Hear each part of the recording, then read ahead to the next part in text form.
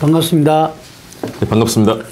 저희 폴리뉴스가 이 2024 총선 프로젝트를 시작하고 있습니다. 곧 우리 폴리뉴스에도 이 독자적인 그 섹션으로서 여러분들한테 선보일 건데요. 지금 폴리뉴스에도 이 메뉴로서는 계속 떠 있습니다.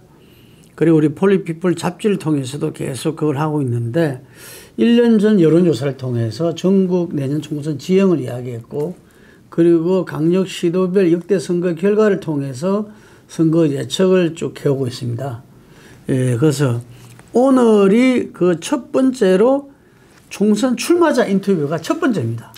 첫 번째 영광을 우리 김홍국 후보자님이 하겠습니다. 네, 김능근 대표님 그리고 폴리뉴스 너무 감사드립니다. 제가 첫 번째 출발한다는 데 대해서 너무나 큰 영광이고 또 잘해야 되겠다는 그런 다짐을 하게 됩니다. 공식적으로 표명한 건 아니지만 제가 듣기에도 우상호 의원이 후계자로서, 자기 후배로서 강추하고 있다고. 맞습니까?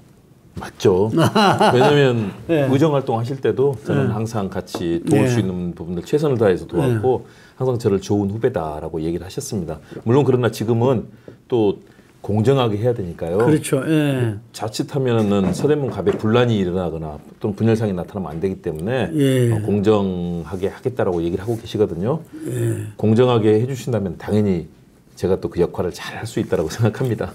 이 서대문갑 지역은요, 우상호 의원과 지금 구청장인 이성은 구청장 두 분이서 여러 차례 붙은 때 아닙니까? 6번을 했고요. 거기서 우상호 의원이 4번 이겼고요. 이성은 의원이 2번 이겼습니다. 두 분이 직접 붙은 건 6번이거든요. 그러니까 24년 동안 서대문 갑 지역은 우상호, 이성은 두 분만의 무대였습니다. 7번 같은 28년 거의 뭐 30년 동안 하여간 그 서대문 갑 지역이 유명합니다. 그런데 최근에 또다시 서대문 갑 지역이 우리 김홍국 후보가 우상호 후계자다 이래서 유명해진 게 아니고 그건 아직 잘 몰라요. 그래서 저희가 지금 이야기를 드리는 거고, 뜨거워진 거는 인요한 혁신위원장이 떴는데 이분이 서대문 갑에 출마할 생각이 있다는 게 이제 부인을 안 하고 있잖아. 본인은 이제 저 출마하지 않겠다라는 그 얘기는 혁신위원장 되면서 얘기는 했습니다. 그랬지만요. 그 전에 2주, 3주 전에 서대문 지역에서 진행되는 소위 정치인들이 함께하는 지역 주민 행사 있지 않습니까? 거기에 인요한 씨가 신촌 행사 또 홍제 이동의 인왕 어울림 행사 다 나타나서 주민들께 인사하고 그 자리에서 이성은 구청장이 저 현장에 있었습니다. 앞으로 큰일 할 사람이 하면서 주민들에게 크게 소개를 하더라고요. 아마 혁신위원장 끝나고 나서 당의 적극적인 요청에 따라서 출마하는 형식으로 나올 겁니다.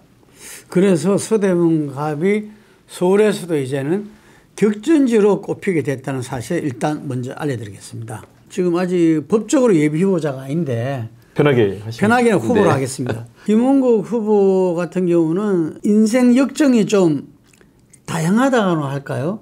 언론인으로 출발했어요. 정치 평론가로서 방송할 때 사람들한테 또 많이 보였고, 이재명 도지사 시절에 대변인을 하셨어요. 이제 본인이 드디어 출마의 이제 문을 두드리기 시작했단 말이죠. 그래서 그 출마의 변이 뭔지 궁금합니다. 네, 첫 번째는 경기도정에 함께하면서 많은 행정과 정치의 경험들을 쌓게 되는 계기들이 있었습니다. 그런데 지난 대선 이후에 전개되는 대한민국의 상황이 너무나 참담하다는 생각을 했습니다. 민생은 어려워지고 남북관계는 완전 단절이 되어 있고요. 저는 오무일폭이다 이런 얘기를 합니다. 윤석열 정부가 아무것도 몰라요. 무지하고 무능하고 무책임합니다. 수많은 잘못과 잼버리 사태나도 누구도 사과하지 않거든요. 그리고 무법지대다. 법을 얘기하는데 이 법에 대해서도 전혀 이 탈법이라든가 이런 부분들 많고요. 그래서 이런 하나 더 하면 무원칙하다. 원칙이 없습니다. 그리고 지금에 진행되는 것들은 검찰을 중심으로 한 폭정이다라는 평가를 저는 하거든요. 그래서 오무일폭의 그런 정치. 그리고 국가 경쟁력은 후퇴하고 민생은 어렵고 국민들 정말 삶이 어려워지고 있습니다. 정치는 실종되고 협치, 어제 국회 시정연설은 있었지만 여야 간의 대화도 없고 단절되고 이런 상황에 대해서 정말 책임지고 일을 해야 되겠다. 그리고 그동안에 제가 배웠던 여러 가지 경험들, 말씀해 주신 언론인의 경험, 또 정치인의 경험, 행정가의 경험, 제가 정치학 박사라면서 학교에서도 이제 경기대에서 교수로 겸임 교수, 특임 교수로도 있었습니다. 네. 학회 활동도 제가 많이 하거든요. 네.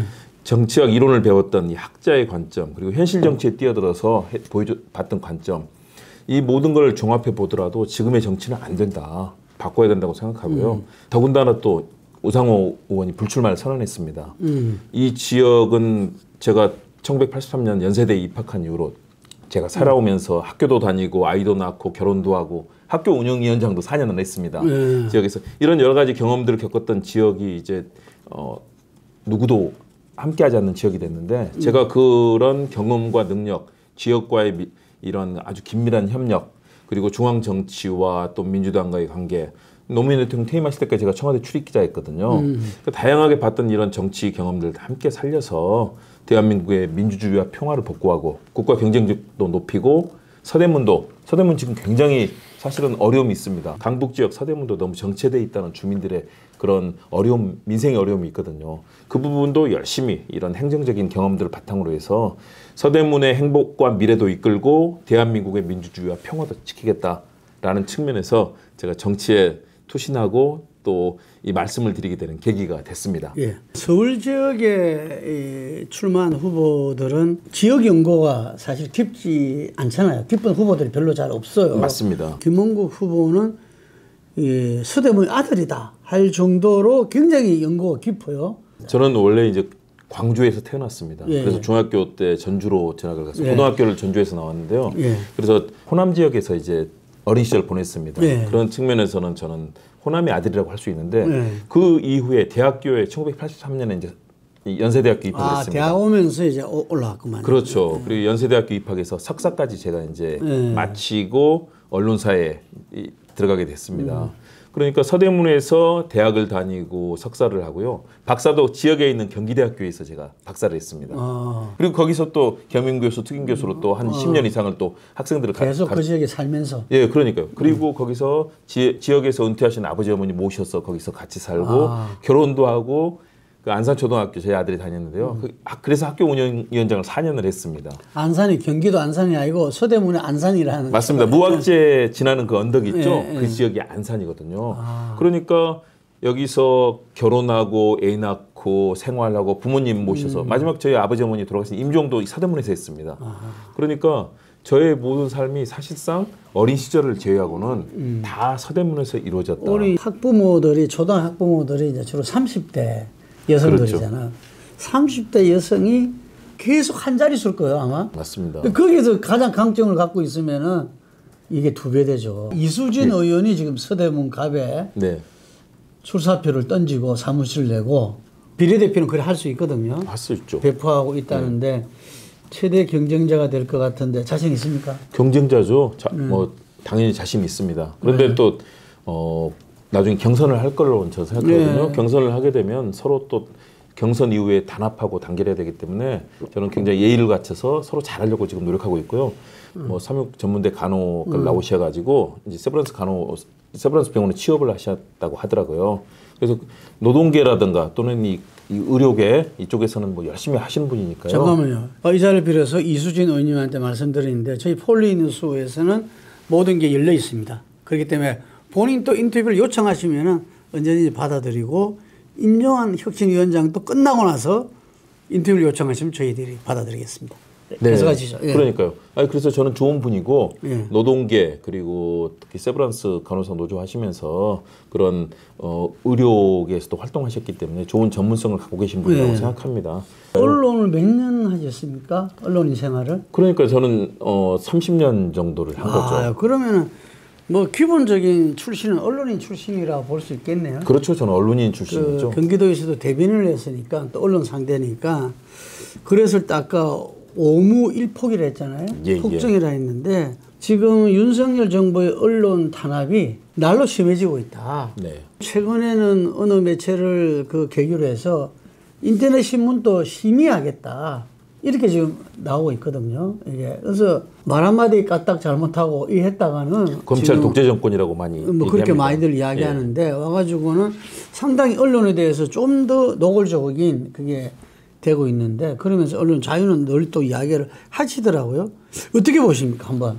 저는 지금의 언론 현실 충격적입니다. 왜냐하면요, 언론사의 편집국이라든가 보도국은요, 신성 불가침의 영역입니다. 언론인들이 진보든 보수든 잘못하는 이 잘못 국정을 운영하거나 또는 뭔가 잘못하는 그 정치에 대해서는 비판해야 되는 것 아니겠습니까? 그건 진보나 보수 영역을 떠나서 이루어지는 일이거든요. 가짜 뉴스 때문에 이게 오히려 민주주의가 왜곡돼지고 후퇴할 수 있다.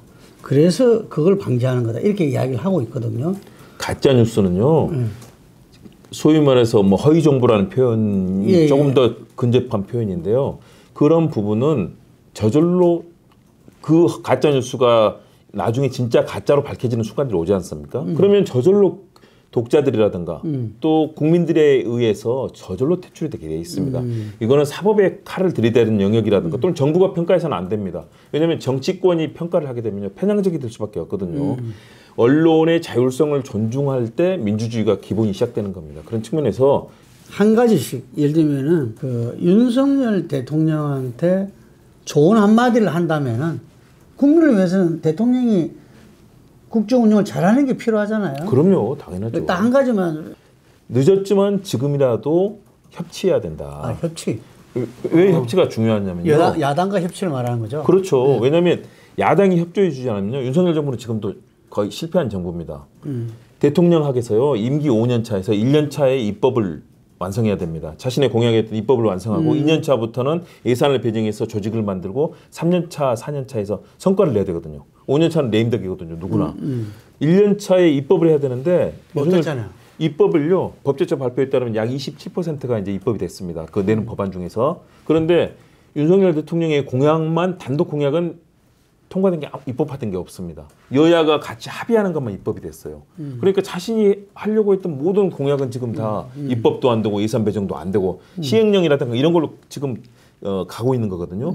그러면 그 정부는 실패할 수밖에 없습니다. 야당을 빨리 만나서 법안을 통과시켜야 예산이 배정되고 정부 조직이 개편되고 또 정부 조직이 가동되고 공직자들이 일을 합니다. 지금 공직자들 일하는 거 보셨어요? 제가 알고 있는 일부 부처 공무원들이 최근에 들었는데요. 출장비가 전액 삭감됐답니다. 왜냐하면 지금 세수가 펑크 나서 각 부처에 예산이 없는 거예요. 그러니까 모든 출장비를 삭감하다 보니까 현장을 가지 못해요. 아니 근데 세수는 왜 그래 빵거놨나요? 일단 부자 감세해 줬잖아요. 거기다 경제가 안 좋으니까 세금도 안 거치는, 일단은 안 거치는 거거든요. 우리 경제 지금 계속 곤두박질 치고 있지 않습니까? 그러면 이걸 내야 될 기업들이라든가 또는 많은 기관들에서 나올 수 있는 세금이 없는 거죠. 그런데 거기다가 대기업이라든가 부자들 감세를 해줘버렸잖아요. 여기서 일단 기본적으로 큰 펑크가 난 거고요. 세계 경제 상황이 지금 좋지 않습니다. 중소기업들도 도산하는 곳들이 많거든요. 이러면은 국가의 재정과 예산 운용이 안 되는 건데, 그렇다면 빨리 야당이 협조를 구해서 입법도 하고 예산도 배정하고 일을 해야 되는데, 도리어 경제가 이번 지역화폐 예산 다 삭감했잖아요. 지역화폐를 쓰게 되면 그 지역의 경제가 소비를 하게 돼서 돌아가는 거거든요. 자, 그 다음은 자, 이재명 대표한테 좀 쓴소리 좀 더 많이 만나고 많은 분들의 소리 기울이고 지금 비명계 반명계 불편하시는 분들이 있거든요. 그런 분들도 많이 만나서 서로 속내 털어놓고 얘기하는 계기를 좀 많이 만들었으면 합니다. 물론 그분들이 안 하시고 그런 측면도 있을 텐데요. 만남을 통해서 풀어야 된다. 왜냐하면 민주당이 지금 해야 될 것은 사실 단결 단합이거든요. 지금 생각이 다른 분들도 적극적으로 더 포용하시고 함께 해나가는 거. 그리고 여당과도 적극적으로 여당에서 조그만 제스처가 있더라도 같이 만나서 풀어야 국가가 산다.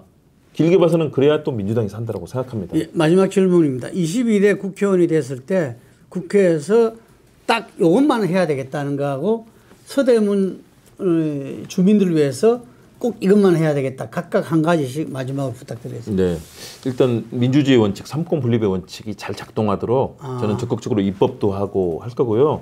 꼭 하고 싶은 것 중에 하나는 이번 며칠 전에 시청 광장에서 이태원 참사 유족들 정말 가족들의 눈물 어린 절규와 또 편지 낭독이 있었거든요. 세상에 국가가 그런 재난에 대해서 유가족들의 아픔도 풀지 못하는 나라가 돼서는 안 된다. 그런 측면에서 이태원 참사 특별법 그리고 세월호 관련해서도 그 부분은 저는 반드시 하고 싶고요. 여러 가지 언론 탄압 아까 말씀해 주셨던 것들 또 문화예술 관련해서도 예술의 자유 한 가지 말했는데 많이 하시네. 그거 했으면 좋겠고요. 서대문 같은 경우는 지금 강남에 비해서 많이 침체됐다는 주민들의 우려와 걱정들이 많습니다. 그런 측면에서 강남에 못지않은 이 강북 서대문의 르네상스를 이끌기 위해서 그런 정부와 또 서울시 또 서대문구 협력을 이끌어내서 서대문을 좀 살기 좋은 곳으로 만드는 거, 그 부분을 좀 국민들과 함께 만들어가고 싶습니다.